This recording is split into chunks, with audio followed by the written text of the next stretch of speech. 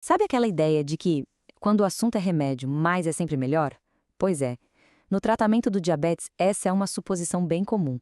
Mas, e se a ciência mostrasse que a realidade é um pouco diferente? Hoje a gente vai fundo numa pesquisa que questiona justamente isso. A pergunta parece simples, mas as respostas podem mudar muita coisa.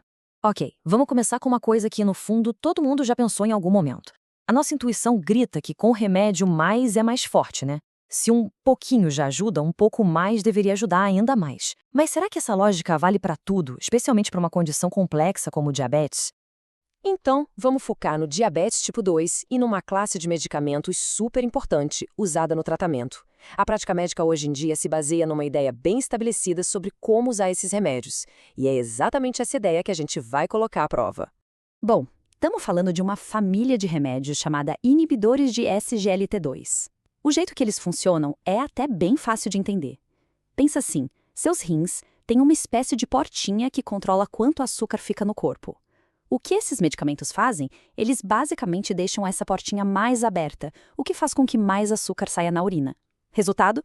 O nível de açúcar no sangue diminui. E aqui está o ponto central, a suposição que a gente falou. A prática comum é: o médico começa com uma dose baixa. Se o açúcar no sangue da pessoa ainda não está bem controlado, o que se faz? Aumenta-se a dose. A lógica parece impecável, certo? Mas a ciência adora testar o que parece impecável. E como é que se testa uma ideia tão estabelecida? Os cientistas não fizeram só mais um estudo. Eles fizeram o que a gente pode chamar de o teste definitivo, uma meta-análise. Pensa nisso como juntar os resultados de vários estudos de altíssima qualidade para chegar a uma conclusão super robusta. E eles não começaram com pouco, não. Olha esse número. Quase 5.000 artigos científicos foram encontrados logo no início da busca. Isso dá uma ideia da escala gigantesca do trabalho para encontrar uma resposta confiável. E o mais legal é ver como eles foram filtrando tudo isso. Desses quase 5.000, eles tiraram os duplicados, leram títulos, resumos, analisaram centenas de artigos inteiros. É um verdadeiro trabalho de detetive para separar o joio do trigo e ficar só com a informação que realmente importa. E no fim de todo esse processo, o universo de quase 5.000 artigos se resumiu a isso: 23 estudos. A nata da nata, apenas os melhores e mais rigorosos foram escolhidos. É com base nesses 23 que a grande conclusão foi tirada. Bom, agora que a gente já tem os melhores estudos na mão, a pergunta de $1 milhão continua. Aumentar a dose realmente dá um ganho significativo no controle do açúcar? A resposta pode te surpreender.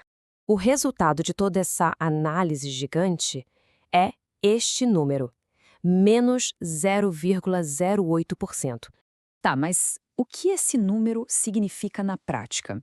Significa que a diferença, o benefício a mais que uma dose alta trouxe em comparação com uma dose baixa, foi mínimo. Esse menos 0,08% é redução extra na hemoglobina glicada, que é aquele exame-chave para ver o controle do diabetes. É uma diferença muito, muito pequena. E não sou eu que estou dizendo isso. Os próprios pesquisadores concluíram, com todas as letras, que aumentar a dose teve um efeito mínimo e oferece um benefício adicional limitado. Ou seja, aquela ideia de que mais é melhor não parece se aplicar muito bem aqui. E este gráfico aqui, que pode parecer complicado, mostra isso de um jeito visual.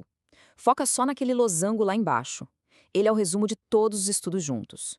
Viu como ele está coladinho na linha do meio, que é a linha do nenhum efeito? Pois é, essa é a representação visual daquele minúsculo menos 0,08%. Ok, a gente pode pensar, tá, mas talvez isso mude para alguns grupos de pacientes, né? Quem sabe para quem tem um diabetes super descontrolado, a dose alta faça uma diferença enorme. Bom, os pesquisadores também olharam para isso. Eles dividiram os pacientes em dois grupos, um com o açúcar no sangue bem alto e outro com níveis mais próximos do ideal. E o resultado? Foi o mesmo para os dois. Mesmo no grupo com o diabetes mais descontrolado, onde a gente esperaria um maior benefício, a dose mais alta continuou oferecendo muito pouco a mais. E a função dos rins? Já que esses remédios agem lá, será que isso muda alguma coisa? De novo, a mesma história. Tanto em pessoas com a função renal normal, quanto naquelas com a função já um pouco reduzida, a diferença entre a dose alta e a baixa continuou sendo insignificante. O resultado é incrivelmente consistente. Então, vamos juntar todas as peças desse quebra-cabeça. Se o benefício no controle do açúcar é mínimo, a gente precisa olhar a foto completa. Será que existem outros benefícios ou até riscos que a gente precisa colocar na balança? Essa tabela resume tudo de um jeito bem claro. Controle de açúcar, benefício extra mínimo. Perda de peso tem um benefício a mais, mas bem modesto, coisa de 400 gramas. Pressão arterial, basicamente a mesma coisa, mas, e aqui tem um ponto de atenção, o risco de efeitos colaterais pode ser um pouquinho maior com a dose mais alta. Então a troca é por um benefício muito pequeno por um risco potencialmente maior. E é por isso que uma análise como essa é tão valiosa. A ideia não é dizer o que fazer, mas sim dar informação de qualidade. Saber desses detalhes permite que a conversa com o médico ou a médica seja muito mais rica, pensando juntos na melhor estratégia para cada pessoa, para cada caso. Isso nos traz de volta à nossa pergunta do começo, só que agora com muito mais informação. A ciência está nos mostrando que, para essa classe de medicamentos, a ideia de que mais é sempre melhor talvez seja mais um mito. E a questão que fica é, por um ganho tão pequeno, será que vale a pena aumentar a dose? Uma pergunta que com certeza vale a reflexão.